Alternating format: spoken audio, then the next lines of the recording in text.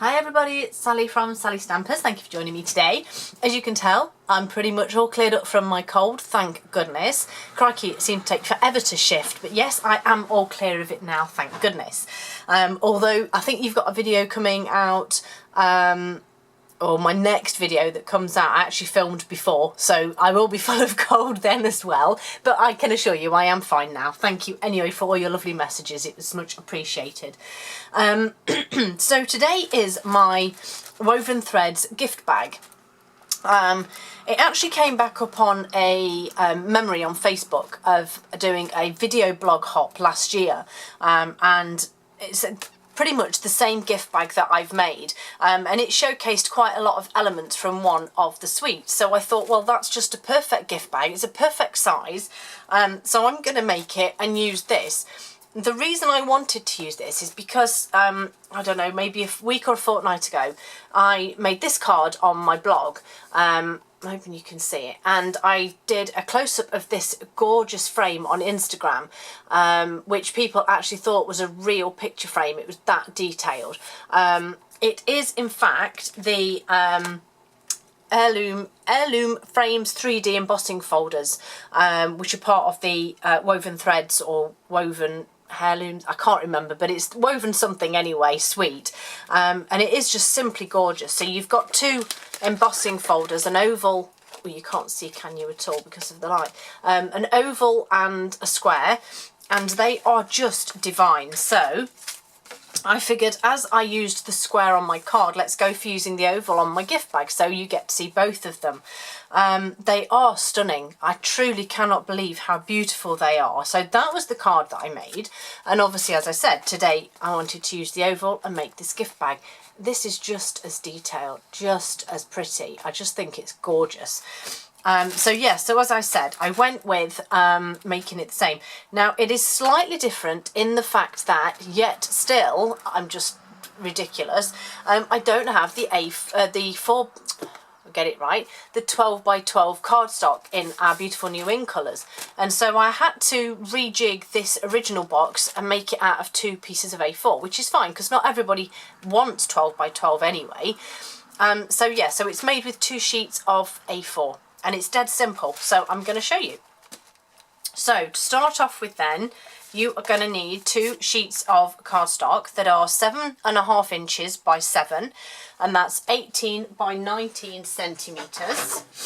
And then some really simple scoring. So on the long side, we're going to score at 1.5 inches. That's it. You're then going to rotate it anti-clockwise, and then on the short side, and that's 4 centimetres, and then we're going to rotate anti-clockwise and we're going to score it at excuse me, 4.5 and 6 inches, which is 11.5 and 15 centimetres. And then we're going to do exactly the same with the second. So long side across the top, we're going to score at 1.5 inches, which is 4 centimetres. Again, rotate anti-clockwise, and then we're going to score the short side at 4.5 and 6 inches. And that's 11.5 by 15.5 centimetres. And typically I've just sneezed as well just before I switch the camera on, so now I do sound like I'm a bit snuffly. Anyway, so we're just going to fold and burnish these score lines, and trust me, like I said, this is such a simple project, but really quite useful as well, because everybody needs gift bags and boxes at some point, and I just think this is so pretty. So the first thing we're going to do then, bottom right square, we're going to cut that away completely. Okay, the small square, we're just going to cut up the side, as this is our bottom, and then we're just going to cut a very small wedge out of the side, and that's it. We're going to do exactly the same with the other piece. So far right bottom corner, we're going to cut that away. The only square, because the rest are all rectangles, we're going to cut up that one, and then we're going to cut a small wedge off there, and so you have 2 pieces that look like this. excuse me. So we're now going to put tear and tape on both of these tabs, on both pieces. You can use wet glue if you want. Again, I just find this a touch quicker and easier. Oh, my scissors, I need to clean these so badly. And I always remember when I start filming, that's the worst part. Okay, so adhesive on that one. And then exactly the same on the same one, on the other one, sorry, not the same one.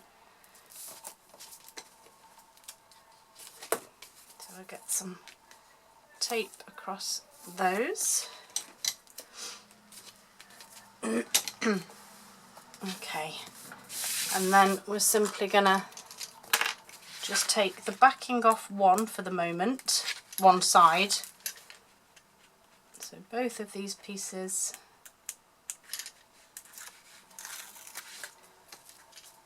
And then I'm just simply going to line this one up with my scoring line on the top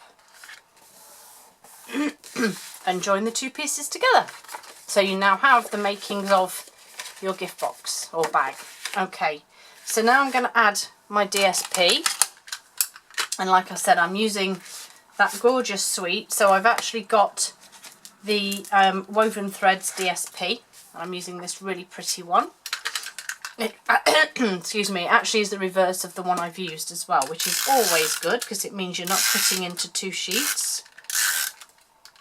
Always a fan of that. And then just popping this on the front. So your DSP is 4 1/4 by 5 3/4 of an inch, and that's 14.5 by 11 centimetres. So that's that part. I'm also going to put my decoration on the front whilst my box is flat. Okay, so I'm just going to move this out of the way while I show you the rest. So what you then need is your heirloom frame dies, and again you just get two very simple oval or rectangle frames. So the first thing you need to do is die cut your rectangular frame, which I've done here already. So once you've die cut that bit out, I'm just going to pop these away. So once you've die cut those out, we then need to get our oval embossing folder, and what you need to do is line your frame up with the inside with your oval. So what you need to do is have a little bit of a shift. So if you can see on this, I've got a bit of excess here and nothing here. So I'm literally just twisting very slightly, moving it about until, oh, that's far too much. Moving it about until I'm quite happy that I have a similar frame all the way round. So that's still not perfect, but it's not far off. Okay, so it's encased within this now, and then you're going to run that through through your machine until you come out with this beautiful, beautiful frame. Now again, as you can see, you get this extra lip here, which if you don't have the right distance, so for example, if you were to cut it, emboss it like that, as you can imagine, you're going to have a massive excess bit here, and then you're going to have to cut it, which means that then this edge isn't as smooth and as smart. So it really is quite important to line this up as best you can. So once we've done this, and I've just realised I've put these away and I need them, we then need to do our centrepiece. Now if you were to just die cut this out, obviously you're going to end up with this middle bit, which is going to be the same size as this, but I don't want that because I want it to sit under. So it's again back to school, back to basics, piece of white cardstock, your die, it doesn't matter which way round you do it. I have a pencil and I'm simply just drawing around the outside of my oval. Simple as that. I'm then going to grab my scissors, and obviously this now is the same size, if not slightly bigger than my oval. Can you see my pencil drawing there?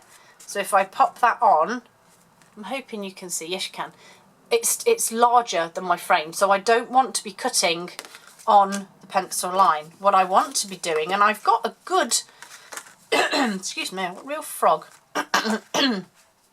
You want to be cutting quite a way in to make sure that it just sits within your goodness me, sorry, sits within your oval. So I'm actually going to go in and just, it doesn't have to be perfect, just remember that you're cutting inside that pencil line.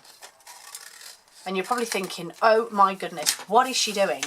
But trust me, because I made that other one, that this will now sit behind your frame. So all that ugly cutting and slicing that I've done is completely hidden behind my frame. So now it's just nice and clean, and it does sit, obviously we don't have the oval just popping through or you're trying to line it up. So it's dead simple. I'm actually also going to glue this on now. You're just thinking I've gone mad, haven't you? You never glue anything before you've stamped. Trust me, it works better. Goodness me. So again, I'm going with this, and I'm doing this upside down because I know that it will fit. There we go. So that's your beautiful now frame with your, if you wanted obviously to do stages and maybe have this frame slightly lifted with dimensionals, you could still do that and just obviously add the dimensionals. If I hold it that way, you can see, look, this is the center, so you still have plenty of room to add dimensionals and not see the scruffy edge. Anyway, so woven heirlooms. I'm going back with the wishing you a day of love and joy, and I'm using lovely Rococo Rose. And yes, this is where you need to make sure you've got everything lined up. So my frame is just at the right place. I'm making sure that my stamp is lined up. And then I'm just going to go for it.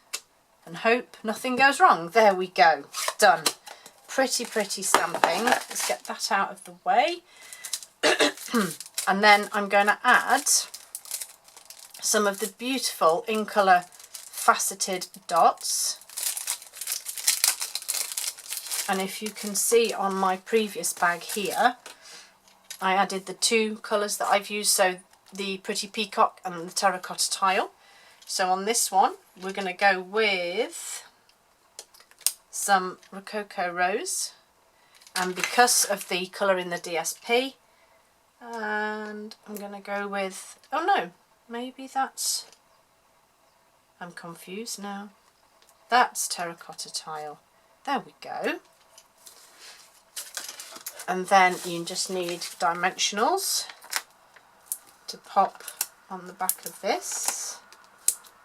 Oh, that's lucky, isn't it? I've literally just used my empty sheet there.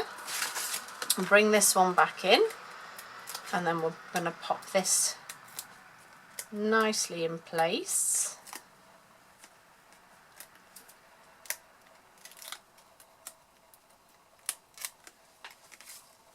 And then just sit this on the front. And then what I'm actually going to do, because this is the front, I'm going to flip it over and just pop some tear and tape on this piece here at the bottom.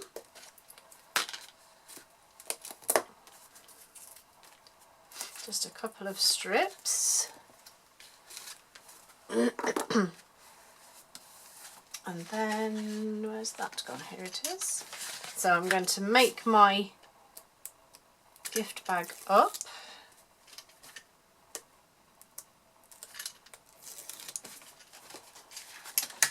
I'm just folding this over. And if you got that first join straight, then this should be a breeze.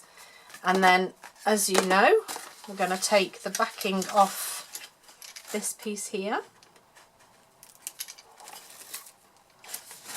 And this one, I've done this back to front so you can see, but I can't see a thing.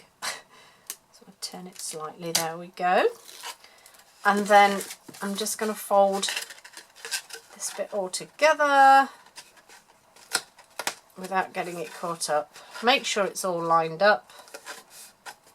And then I've got some really pretty shiny tissue paper that I thought was actually almost perfect Rococo Rose. Look how it's shiny. And it is pretty perfect. Stuff that inside and there you have your gift bag. Hope you like it. Don't forget you can purchase all these products at the online store. There is a link just below in the description that will take you straight to my store, or equally you can pop onto my blog where I list all of the products I've used, and you just need to click on the products at the bottom of the blog and that will also take you to my store where you can have a browse and pick some lovely products up. Hope you have a lovely day and I hope to see you all again soon. Bye.